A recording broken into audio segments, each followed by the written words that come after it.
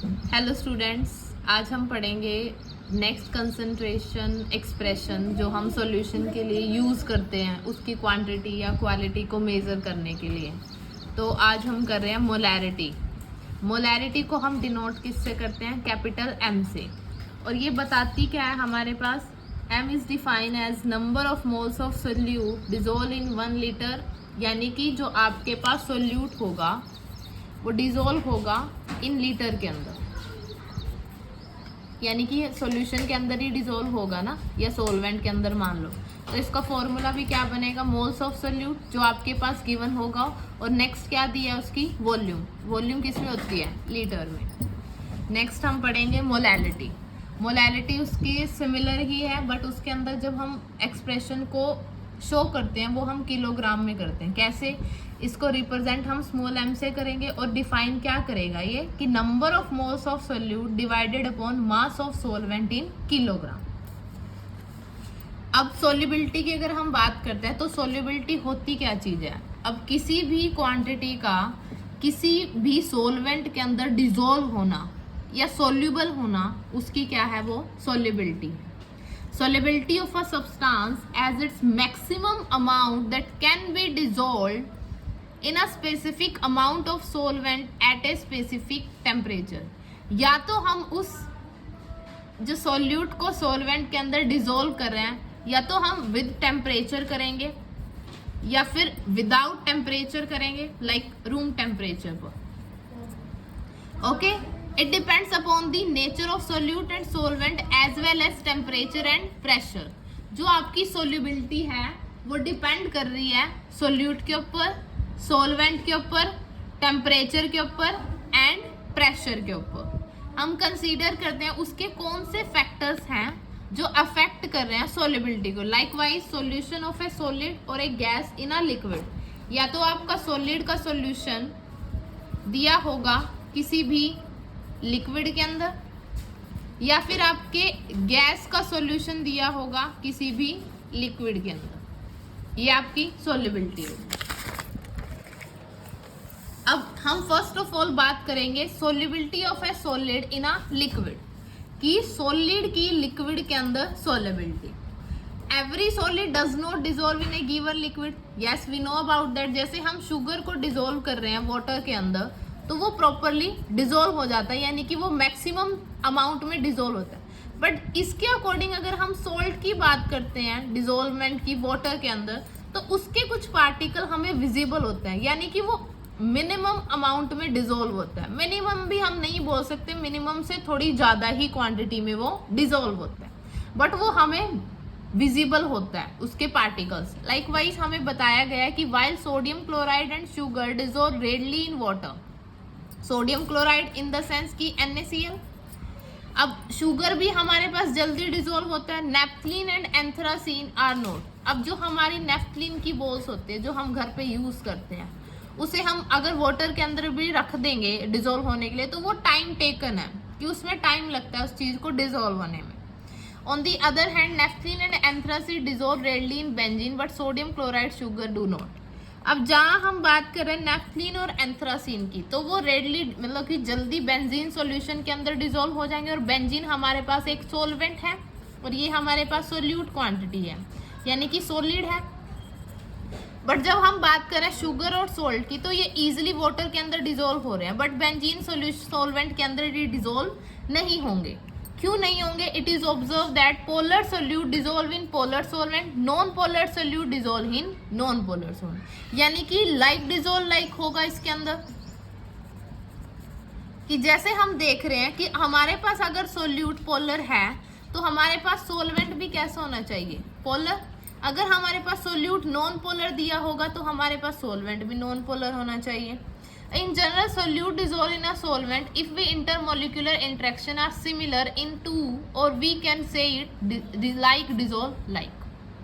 अब नेक्स्ट हम बात कर लेते हैं कि जब हम सोल्यूट को ऐड करते हैं किसी भी सॉल्वेंट के अंदर, जो उसका सोल्यूट है वो डिजोल्व होगा और उसकी कंसंट्रेशन ऑब्वियसली इंक्रीज होगी।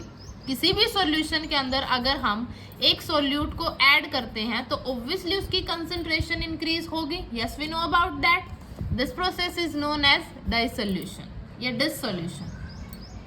Some solute particle in solution collide with the solute particle and get separate out from the solution.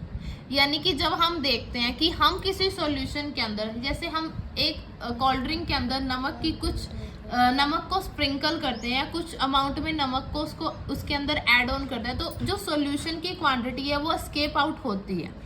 तो कुछ सोल्यूट ऐसे होते हैं जो सोलवेंट को बाहर निकाल देते हैं, सॉल्यूशन को बाहर निकाल देते हैं.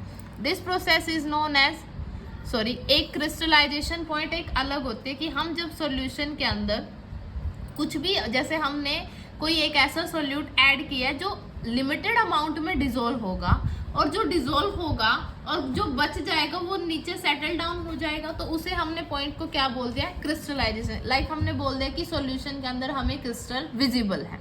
अ stage is reached when the two processes occur at the same rate. Under such condition, number of solute particle goes into the solution will be equal to the solute particle separating out. The state of dynamic equilibrium is reached. अब जो हमने डाइसोल्यूशन और crystallisation point पढ़ा है,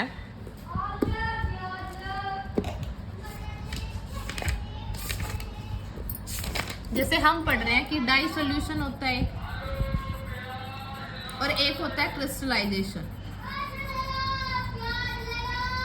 जब ये दोनों stage equally work करेंगी तो वो हमारे पास डायनामिक इक्विलिब्रियम स्टेज होगी.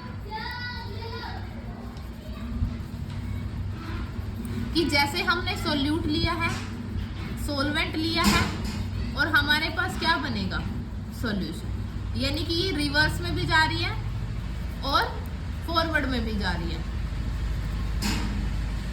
At this stage, the concentration of solute in a solution will remain constant under condition. अब हम बोल सकते हैं कि इस कंडीशन के अंदर जो आपके पास सोल्यूट है, सोलवेंट है और इनका क्या है, सॉल्यूशन है, उनकी जो क्वांटिटी है वो क्या रहेगी, सेम रहेगी. क्यों रहेगी, क्योंकि ये फर्दर इसके अंदर कन्वर्ट होगा, ये फर्दर इसके अंदर कन्वर्ट होगा. अब वो क्या बोल रहा है कि temperature and pressure Similarly, processes followed when gases are dissolved in liquid solvent. कि इसी, अब हमने सॉलिड की बात कर ली है लिक्विड के अंदर. अब जब ये लिक्विड का केस आएगा तो सेम ही कंडीशन इसके ऊपर भी अप्लाई होंगी. यस. अब वो बोल रहा है कि such a solution in which no more solute can be dissolved at the same temperature and pressure is called as saturated solute. Like हमने मान लिया कि हमारे पास एक ये सोलवेंट है, हमने एक क्वांटिटी तक इसके अंदर सोल्यूट को ऐड किया, बट जहां हमें पता चल रहा है कि इसके अंदर मान लिया कि हमने 1 ग्राम ही ऐड करना है. अगर हम इससे ज़्यादा इसके अंदर ऐड करेंगे तो हमें कंडीशंस भी ज़्यादा प्रोवाइड करानी पड़ेंगी, और उस सोल्यूशन को हम बोल सकते हैं सैचुरेटेड सोल्यूशन.